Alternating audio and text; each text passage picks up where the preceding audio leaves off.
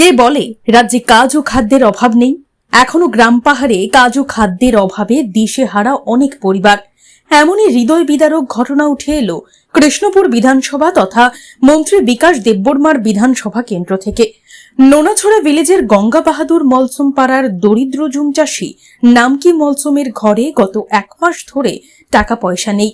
এর আগেও একই অবস্থা থাকলেও জঙ্গল থেকে সবজি সংগ্রহ করে বাজারে বিক্রি করে কোনোভাবে সংসার চলছিল, কিন্তু এখন খুবই করুণ অবস্থা।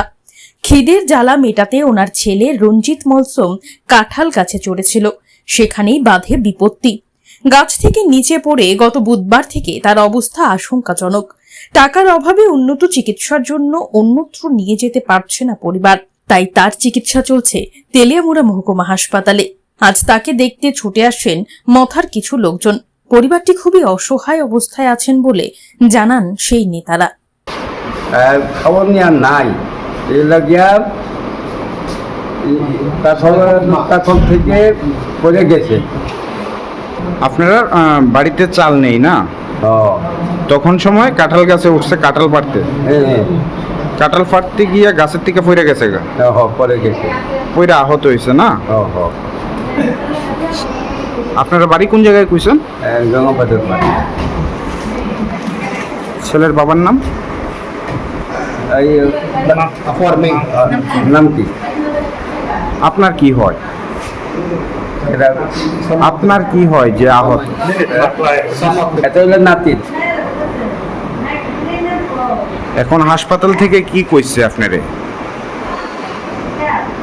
হাসপাতাল থেকে কি কইছে আমারে? এখন কেমন আছে আপনার নাতি? ভালো, ভালো, ভালোই বলবো আমার। এখনো ভর্তি আছে না? মানে এই 5 বছরে বা 3 বছরে কখনো এলাকায় মন্ত্রী গেছেনি? আপনারা খোঁজ খবর নিছেনি? নিছে না? কি করেন আপনি? আমরা জুম করে।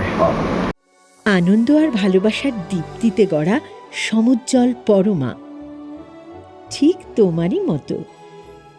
শ্যাম সুন্দর কোম্পানি জুয়েলার্স, আগরতলা, উদয়পুর, ধর্মনগর, কলকাতা।